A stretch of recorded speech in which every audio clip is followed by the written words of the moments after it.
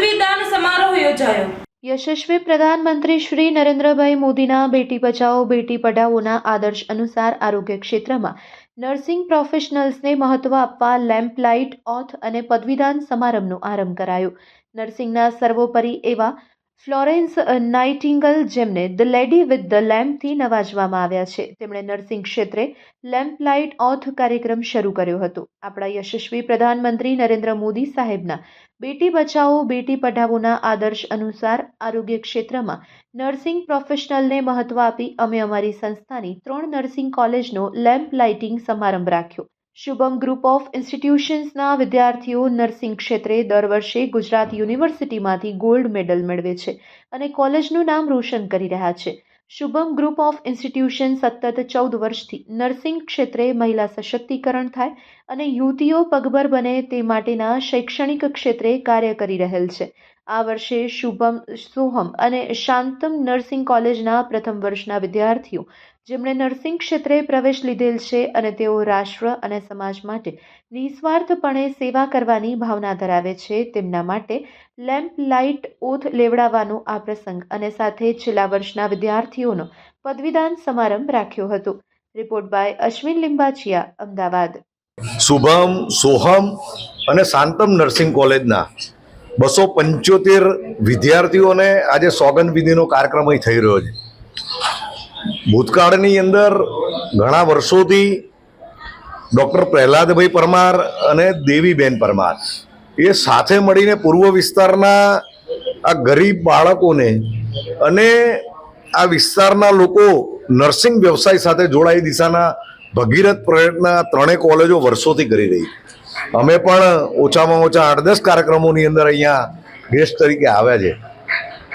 આજે oath ceremony એટલા માટે હોય છે કે આ એક એવી પ્રતિજ્ઞા લેવાની છે કે દર્દીની સેવાનો ભાવ અને આખી માનવ જાત માટે તમે જોતા હશો કે હમણાં લોકસભામાં દેશના વડાપ્રધાન નરેન્દ્રભાઈએ પોતે જાહેરાત કરી કે 1,00,000-2 લાખ એવા લોકો મારે તૈયાર કરવા છે કે જે ઓલ્ડ એજના લોકોની સેવા કરી શકે, દર્દીઓની સેવા કરી શકે।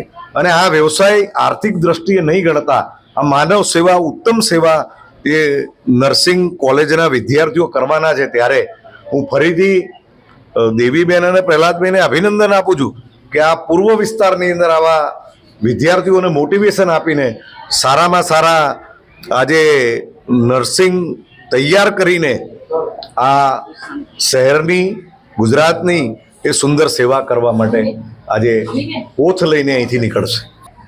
મારા મત વિસ્તાર સસારવામાં સોહમ, શુભમ અને શાંતમ આ જે સંસ્થા છે, નર્સિંગ કોલેજ છે, એ નર્સિંગ કોલેજ ખરેખર જે આ ગરીબ વિસ્તાર છે અસારવામાં એના વિદ્યાર્થીઓ માટે ખૂબ આશીર્વાદરૂપ છે।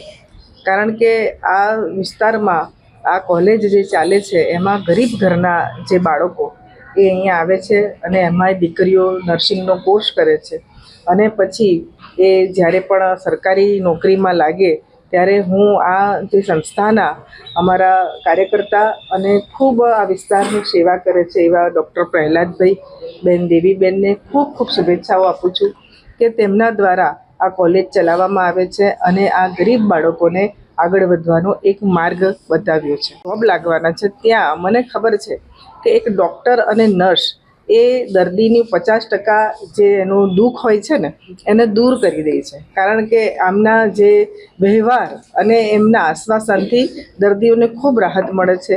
અને હું એ વાત જરૂર કહીશ કે મધર ટેરેસા હતા, એ લોકોને આવી રીતે સેવા કરી અને લોકોનું દુઃખ દૂર કરતા હતા। એ પ્રમાણે હું એમ કહીશ કે આ નર્સિંગની જે દીકરીઓ અને જે દીકરાઓ છે જે દર્દીઓ સાથે વ્યવહાર કરી અને એમનું જે દુઃખમાં સહભાગી થાય છે તે બદલ આજે આ વિદ્યાર્થીઓને હું એક પ્રોત્સાહન પૂરું પાડવા અહીંયા આવી છું।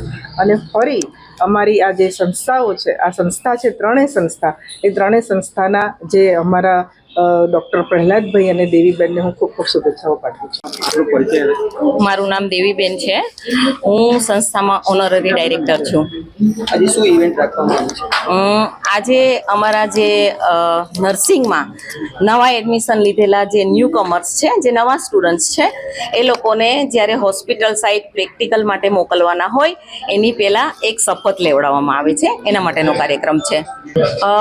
સ્ટુડન્ટ્સ છે ટોટલ તો અમારા 3,500 થી 4,000 છે, પણ અત્યારે જે ફર્સ્ટ યરવાળા હોય એ લોકોને શપથ લેવડાવવાની છે. સ્થિતિમાં આજના અમારા જે ફંક્શનના મુખ્ય અતિથિ છે, ચીફ ગેસ્ટ છે, એ આપણા મંત્રી શ્રી દર્શનાબેન વાઘેલા અને ત્યારબાદ આપણા જ વિસ્તારના MP શ્રી દિનેશ મકવાણા સર હાજર છે.